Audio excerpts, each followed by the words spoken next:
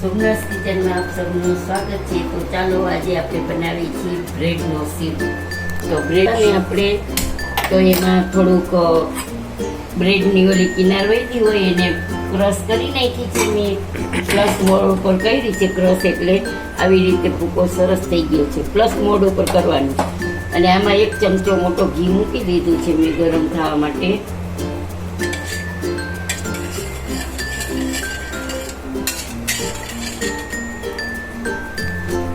હવે આપણે એમાં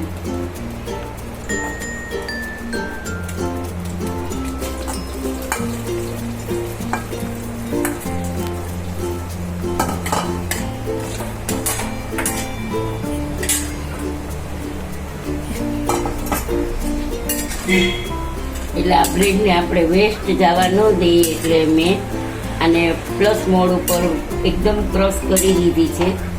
તો તમે જોઈ શકો છો આપણે બ્રેડને ધીમા તાપે જ શેકવાની છે. ગેસની ફ્લેમ એકદમ સ્લો રાખી છે.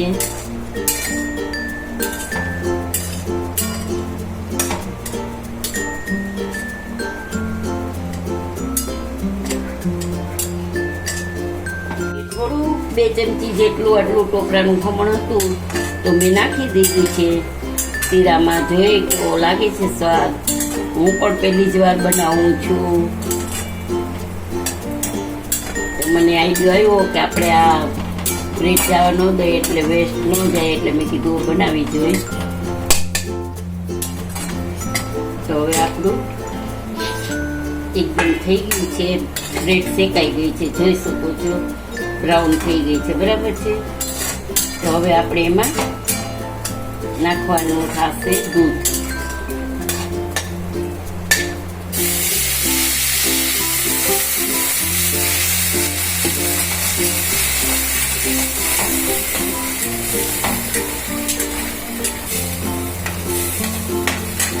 દૂધ નાખશું, પછી 1 વાટકો ખાંડ નાખી દઈશું.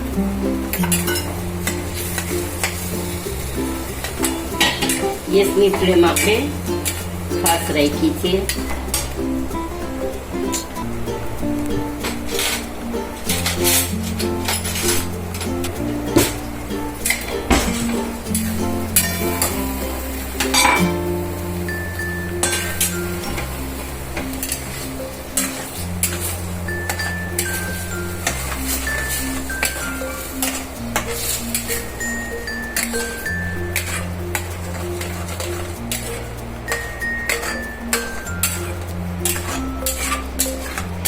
આપણી ખાંડ ઉકળશે એટલે થોડું પાણી થશે.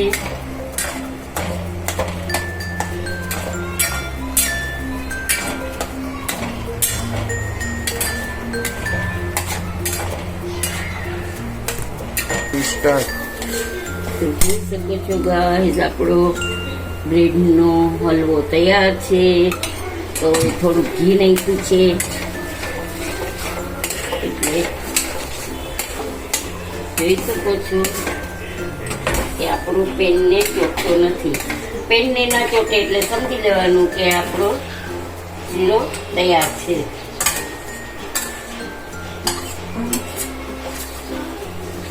જોઈ શકો છો કેવો ક્રિસ્પી છે એકદમ.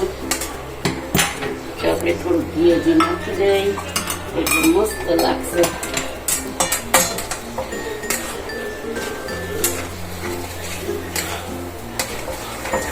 થઈ ગયું છે ને સરસ, જો દાણેદાર દાનેદાર એકદમ મસ્ત.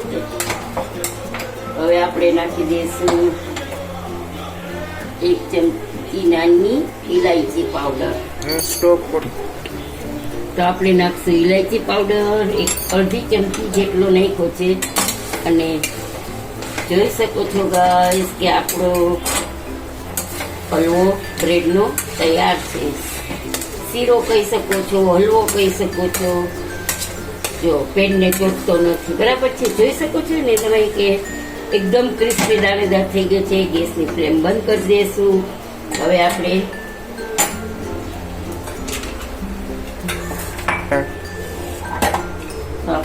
બાઉલમાં શીરો કાઢી લઈશું.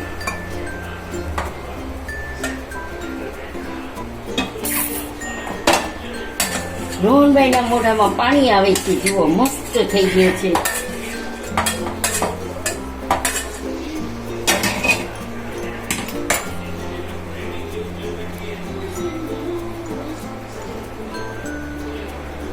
તો હવે આપણે એને ગાર્નિશ કરી લઈશું થોડું. તો આપણો બ્રેડનો હલવો તૈયાર છે અને ઘી પણ દેખાય છે, જોઈ શકો છો તમે. આપણે એની ઉપર ગાર્નિશ કરવા માટે કાજુ બદામ ને લીધા છે, ઉપર આપણે રાખી દઈશું.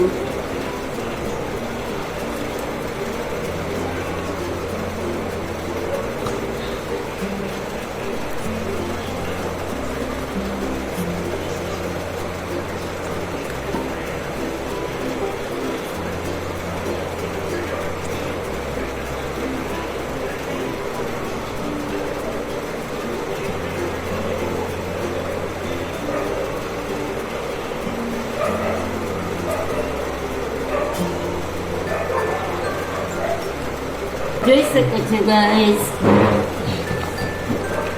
છો ગાઈસ, કે આપણો હલવો બ્રેડનો તૈયાર થઈ ગયો છે. તો કેવો લાગ્યો તમને મને જરૂરથી જણાવજો, અને આજની રેસીપી તમને કેવી લાગી તે જરૂરથી જણાવજો. સબસ્ક્રાઈબ કરજો, લાઈક કરજો, શેર કરજો અને બેલ બટન પ્રેસ કરજો. ફોલો કરવાનું ભૂલતા નહીં. અને જો તમે આપણે ટ્રાય કરી જોઈએ કે કેવો લાગ્યો. મેં પહેલી વાર બનાવ્યો છે એટલે મને નથી ખબર કે કેવો બન્યો હશે. બહુ મસ્ત બન્યો છે. એકવાર બનાવીને ટ્રાય કરજો. જય શ્રી કૃષ્ણ.